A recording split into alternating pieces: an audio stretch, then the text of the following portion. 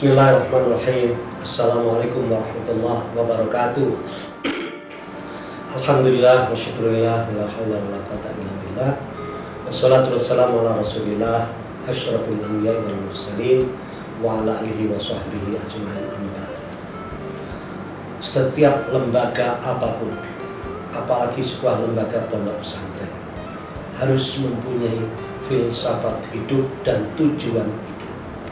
Untuk apa hidup itu? Mengapa hidup? Bagaimana seharusnya hidup? Itulah sebuah dasar-dasar pendidikan. Dan dasar-dasar pendidikan ini di dalam dunia pesantren ada mempunyai jiwa dan filsafat hidup. Jiwa dan filsafat hidup pondok pesantren itu biasanya 5. Yang satu keikhlasan, yang kedua kesederhanaan, yang ketiga kemandirian, yang keempat ukhuwah Islamiyah, dan yang kelima jiwa bebas. Bebas itu artinya bukan kebebasan berpikir mutlak sedemikian rupa, tetapi bebas memilih jalan hidup, baik petani, pedagang, politikus, anggota DPR dan lain sebagainya, atau bukan seorang kiai. Itu tergantung mereka bebas memilih, tidak mencetak pegawai, tidak untuk menjadi pegawai dan lain sebagainya. Nah, dari jiwa keikhlasan ini, maka pondok kita ini mendidik keikhlasan. Kiainya ikhlas, santrinya ikhlas, wali muridnya ikhlas, santrinya itu diapakan saja terserah kepada Pak Kiai ikhlas. Kepercayaan keikhlasan itu diperlukan. Kalau kiai tidak percaya kepada santri, tidak masuk ilmu. Santri tidak percaya kepada kiai, tidak akan masuk ilmu. Maka keikhlasan itu diperlukan, dan apalagi kepercayaan. Dengan demikian saling mempercayai dan saling ikhlas mengikhlaskan, seperti beginilah ilmu itu masuk. Meskipun guru itu tidak pintar betul, tidak tahu mungkin sistem dan lain sebagainya, tapi karena keikhlasan masuk ke dalam sanubari santri. Maka dari sini diperlukan sebuah keikhlasan yang berikut. Tapi ikhlas itu bukan ikhlas pasif, tapi ikhlas adalah ikhlas aktif. Kalau ikhlas pasif, ya saya ini ikhlas tapi nggak ngapa-ngapa, saya ini mukhlisin tapi dia tidak banyak berbuat apa-apa, hanya sembahyang dan puasa saja, itu sudah dikatakan ikhlas. Nanti dulu, semua amal perbuatan kita didasari dengan ikhlas karena Allah. Maka keikhlasan ini sangat penting sekali di dalam mengisi kehidupan para santri dan masyarakat kita. Yang kedua, kesederhanaan. Sederhana bukan berarti melarat. Sederhana itu sesuai dengan kebutuhan. Saya kalau ke Jakarta, saya pakai pesawat, umur saya sudah 68 tahun.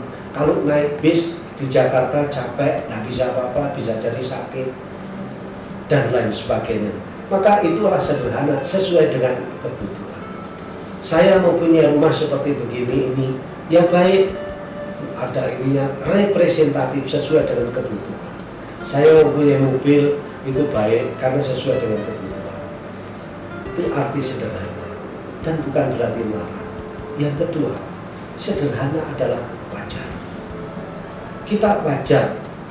Yang menentukan kewajaran adalah kepatutan, pantas atau tidak, wajar atau tidak.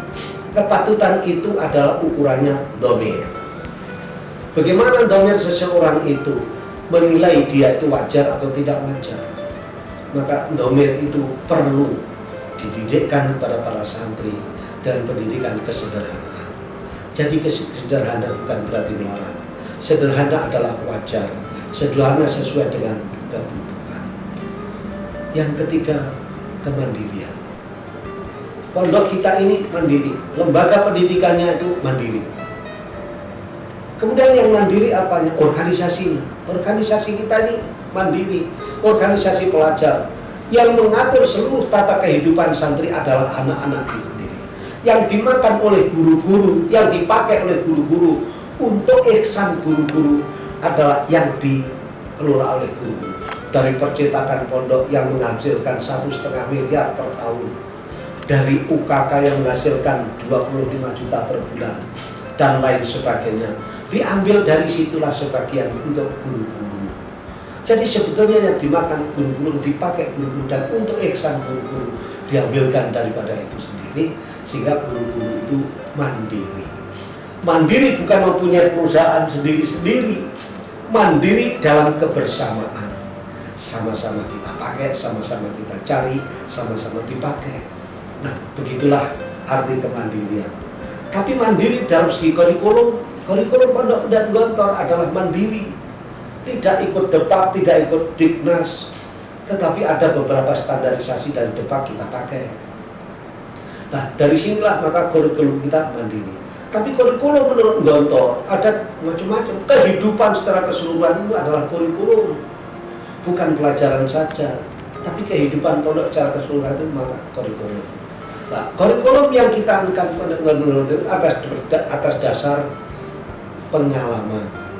Kalau kita pengalaman kita begini, kita buat seperti gini. Kita pengalaman bahasa Arab gini, kita buat seperti gini, dan lain sebagainya. Jadi kurikulum kita ini mandiri. Sistem pendidikan di Gontor, sistemnya adalah sistem mandiri yang tidak ikut sana, tidak ikut sini. Yang kita bentuk adalah sistem pendidikan, adalah sistem kehidupan. Bagaimana sistem pramuka, sistem olahraga, sistem dapur, sistem pembayaran, sistem kumpulan dari sistem-sistem ini adalah sistem yang itu merupakan sebuah tata kehidupan. Saya sebagai pimpinan Pondok Pesantren Gontor, kerjaan saya adalah menata dan mengatur peri kehidupan di dalam pondok ini, menata dan mengatur kehidupan di pondok ini. Maka daripada itu, kemandirian Pondok Pesantren Gontor ini tercermin dalam pola dan tercermin dari cara kehidupan santri ataupun guru atau kiai. Mudah-mudahan saya tidak riak. Saya tidak terima gaji bulanan dari pondok. Dengan Pak Hasan tidak terima. Untuk menunjukkan bahwa kami ini bisa mandiri. Dari ini maka supaya menjadi uswatun hasanah, sehingga kami bisa mencari menghidupi diri kami sendiri dengan usaha pertanian, ada perdagangan, ada punya toko, ada punya usaha ini itu dan lain sebagainya. Nyatanya saya bisa punya istri 1 dan anak saya 5.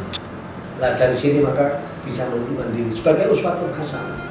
Cuma uswatun hasanah dalam kemandirian ini bukan berarti bahwa hanya penampilan saya saja, tetapi hasil usaha, produktivitas saya memimpin pondok dengan kemandirian saya bisa buat Gontor 2, Gontor 3, sampai sekarang Gontor yang ke-17 di Poso dengan jumlah santri 18.663, persisnya pada bulan kemarin sekian. Nah, dari sini maka kita wujudkan kemandirian Pondok Pesantren Gontor ini dengan lembaganya, dengan sistemnya, dengan manusianya, dengan organisasinya, dan manusia-manusianya menjadi manusia mandiri. Itulah pendidikan kemandirian di Pondok Pesantren Gontor. Sehingga dengan pola pendidikan kemandirian ini kita jabarkan dengan kehidupan. Yang keempat, ukhuwah Islamiyah. Ukhuwah Islamiyah ini kita ciptakan bagaimana terjalin dalam suatu ukhuwah Islamiyah. Dan itu kita nasional. Bagaimana mendirikan nasionalisme di Gontor? Tidak boleh satu konsulat kumpul satu kamar dengan konsulat yang satu kamar saja, tidak boleh. Dari Jakarta kumpul Jakarta saja tidak boleh. Dari Kalimantan kumpul Kalimantan saja tidak boleh. Maka daripada itu kita bentuk sebuah nasionalisme di Pondok Pesantren Gontor ini. Dengan nasionalisme ini maka anak-anak terbentuk nasionalisme Indonesia. Anak luar negeri pun nasionalisme Indonesianya juga ini, mereka kita kumpulkan dengan anak Kalimantan, kita kumpulkan dengan ini dan lain sebagainya. Padahal mereka dari Thailand, dari Malaysia dan dari Singapura. Akhirnya lebih kental orang Indonesianya daripada orang Singapurnya. Nah, dari sini maka pendidikan nasional ini Indonesia ini perlu kita tanamkan kepada mereka dengan ukhuwah Islamiyah. Bagaimana kita menanamkan ukhuwah Islamiyah itu di kalangan para santri? Para santri kita ajarkan bermasyarakat, bukan masyarakat orang kampung. Sebab al-ma'hadu mujtama'un shaghir. Pondok ini merupakan masyarakat yang kecil. Maka belajar bermasyarakat di dalam pondok. Masyarakat apa? Masyarakat rayon. Masyarakat apa? Masyarakat pramuka. Masyarakat apa? Masyarakat kelas, masyarakat sepak bola, masyarakat dapur, masyarakat apa dan lain sebagainya. Sehingga anak Gontor bisa bermasyarakat dengan siapapun juga. anaknya orang NU, saya jadikan orang Muhammadiyah di Aceh. Ternyata bisa. Pak Den Samsudin itu orang NU, jadi pimpinan Muhammadiyah bisa. Anak Gontor masuk di Golkar bisa, di P3 bisa, di PS bisa, jadi dokter bisa, jadi ini bisa, dan lain sebagainya. Karena mereka sudah terbiasa bergaul dengan sekian banyak orang yang disenangi dan yang tidak disenangi, orang yang dia kenal dan yang tidak dia kenal. Dan mereka itu terbiasa berkelompok-kelompok, dalam arti membuat grup feeling. Sehingga memang kita sarankan anak itu membuat grup feeling, tapi untuk sebuah kebaikan. Ta'awanu 'alal birri wat taqwa wa la ta'awanu 'alal ismi wal 'udwan. Nah, dari sini maka kita tanamkan Al-Qur'an, kita tanamkan filsafat hidup dalam bermasyarakat, dalam ukhuwah Islamiyah, maka dirangkum seluruhnya itu dalam ukhuwah Islamiyah dan dijabarkan dalam kegiatan-kegiatan. Yang kelima, kebebasan. Bebas anak-anak ini tidak mesti harus masuk NU, tidak masuk Muhammadiyah, boleh. Di Pondok Pesantren Gontor ini 76% anaknya orang NU. Tapi dia menjadi NU boleh, jadi Muhammadiyah boleh, tapi yang jelas ahli sunnah wal jamaah. Itu anak Gontor. Sunni kita ini, bukan Syiah. Kebebasan menurut ayah saya. Karena dulu yang NU Muhammadiyah itu begitu kental dan perselisihan itu luar biasa. Maka ayah saya memberikan kebebasan kepada anak-anak didik untuk memilih NU atau Muhammadiyah, tetapi tidak untuk memilih liberal, pola pikir yang tidak berdasarkan nilai kejuangan, nilai keislaman, nilai moralitas, nilai apa dan lain sebagainya. Itu jangan sampai terjerumus di dalam masalah liberalisasi. Maka kebebasan di sini bukan kebebasan tanpa batas, tapi harus pakai berjudi tinggi, berbekal luas, berbadan sehat, terus kemudian baru berpikiran bebas. Nah, berpikiran bebas itu bukan berpikir liberal yang bebas dari segalanya, sebab hurriyatul mar'i mahdudatun bi hurriyati ghairihi. Kebebasan seorang itu terbatas dengan kebebasan orang lain. Quran masih dikritisi, dia tidak berdasarkan nilai untuk menjunjung Al-Quran, tapi Quran diobok-obok, hadis diobok-obok. Dia menirukan orang Barat, itu ajaran orang Barat, dan itu paketnya orang Barat dipakai oleh mereka itu. Sungguh sangat menyedihkan sekali, sehingga banyak ayat-ayat Al-Quran diplesetkan, sehingga banyak orang haji tidak pada waktu haji diperbolehkan, membantu orang sembahyang pakai bahasa Indonesia dibelain dan lain sebagainya. Ini sungguh tidak benar. Nah, terus kemudian anak Gontor ini boleh menjadi petani, pedagang dan lain sebagainya, tapi ternyata anak Gontor yang terbanyak bukan sekedar guru, tapi yang terbanyak adalah mereka wira swasta, terjun di dalam kewirausahaan di beberapa daerah sebagai petani, sebagai pedagang, atau profesional ini, profesional itu dan lain sebagainya. Tetapi mereka meskipun menjadi seorang petani atau pedagang, tetap mereka itu berdakwah. Sehingga orang besar menurut ukuran Gontor adalah orang besar yang mau mengabdi di masyarakat dengan segala keikhlasannya, meskipun di kampung yang kecil ataupun langgar yang terpencil. Itu orang besar. Tidak mesti harus di Jakarta menjadi ketua apa dan lain sebagainya, itu lain. Tapi anak Gontor meskipun di kampung kecil, di langgar yang terpencil, itu adalah orang besar untuk ukuran Gontor.